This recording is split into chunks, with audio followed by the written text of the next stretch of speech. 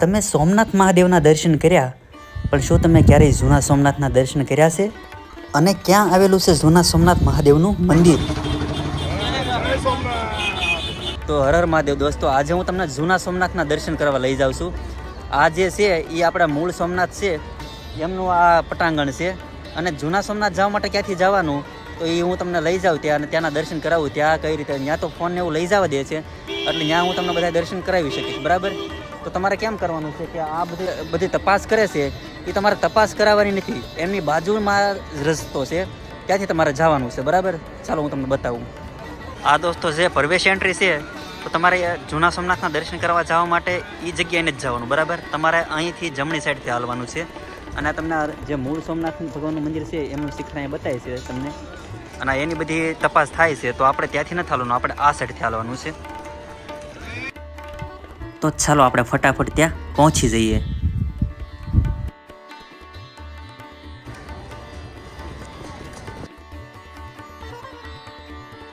હવે અહીંયાથી જમણી સાઈડ હાલવાનું છે, અને સામે જે દોસ્તો ગેટ બતાવે છે એ જ જૂના સોમનાથ. હર હર મહાદેવ દોસ્તો. તો આ છે જૂના સોમનાથનું મંદિર, જે 6ઠ્ઠી વાર મંદિર તોડવામાં આવ્યું વિધર્મીઓ દ્વારા. એ પછી અહિલ્યાબાઈ હોલકરે આ મંદિરની સ્થાપના કરી, અને મહાદેવની સ્થાપના કરી, અને એમની પ્રાણ પ્રતિષ્ઠા કરાવી, અને એમના હું દર્શન તમને કરાવું. બરાબર? અને અહિલ્યાબાઈએ સ્થાપના કરી હોવાથી આ મહાદેવનું નામ અહિલ્યેશ્વર મહાદેવ રાખવામાં આવ્યું. આ વિડીયો બનાવવાનું મુખ્ય કારણ દોસ્તો એ છે કે આપણે સોમનાથ જઈએ છીએ, અને સોમનાથ મહાદેવના દર્શન આપણે વારંવાર કરીએ છીએ, પણ જૂના સોમનાથની કોઈને મોટે ભાગે હજી ખબર નથી. એટલા માટે આ હું તમને દર્શન કરાવું છું અને આ વિડીયો બનાવ્યો છે. અને અહિલ્યેશ્વર મહાદેવની સામે જ આ અહિલ્યાબાઈ હોલકરનો મોટું સ્ટેચ્યુ લગાવવામાં આવ્યું છે. અને આ વિગતમાં લખ્યું છે અહિલ્યાબાઈ હોલકર માલવા પ્રદેશની મહારાણી હતા, અને 1783માં જ્યારે એનો વિધ્વંસ કર્યો મૂળ સોમનાથનો, ત્યારે આ મંદિરનું નિર્માણ એમણે કરાવ્યું હતું.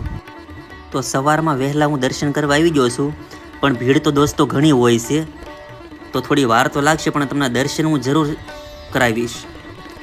જો આ જૂના સોમનાથના મંદિરનું કામ તમે જોઈ શકો છો, છણતર કામ બધું આ રીતનું કરેલું છે. દર્શન કરવાની લાઈન ખૂબ જ લાંબી હતી, તેમ છતાંય ફોનનો ઉપયોગ કરવા દે છે, એટલે એ મોટી વાત છે. પણ 20-25 મિનિટ બાદ મહાદેવના દર્શન થઈ ગયા.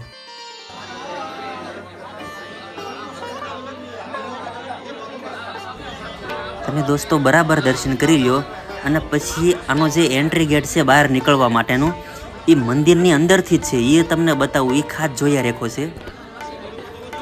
ઘણા દર્શન કરવા જાય છે, પણ જે એ બહાર નીકળવાનો એક્ઝિટ માર્ગ જે છે એ મંદિરની અંદરથી છે, ત્યાં કોઈ જાતું નથી. આજે હું તમને એ બતાવું. ચાલો. બરાબર? પણ એ મોટે ભાગે સવારના સમયે જ ખુલ્લો હોય છે. બરાબર?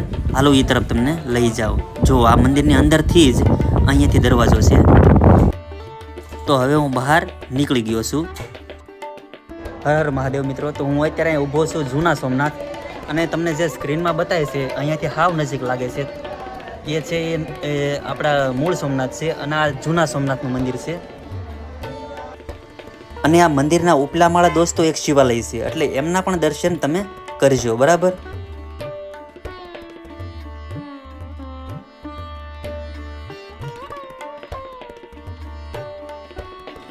આ જે સ્ટોર છે, દુકાન, એ જૂના સોમનાથની જગ્યામાં જ આવેલી છે.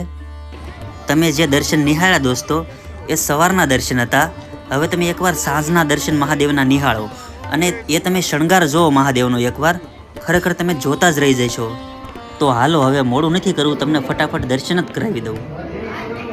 અને આ જે દર્શન છે દોસ્તો એ સાંજના દર્શન છે. તમે જુઓ એકવાર, ભગવાનનો શણગાર તો જુઓ, અને હજી શણગાર શરૂ છે કરવાનો. હર હર મહાદેવ, ઓમ નમઃ શિવાય. દોસ્તો, તો તમને મારો વ્લોગ કેવો લાગ્યો મને જરૂર કોમેન્ટ કરજો, અને મારો વ્લોગ વિડીયો આ ગમ્યો હોય તો લાઈક શેર કરવાનું ભૂલતા નહીં. બરાબર? હર હર મહાદેવ, ઓમ નમઃ શિવાય. જય સોમનાથ.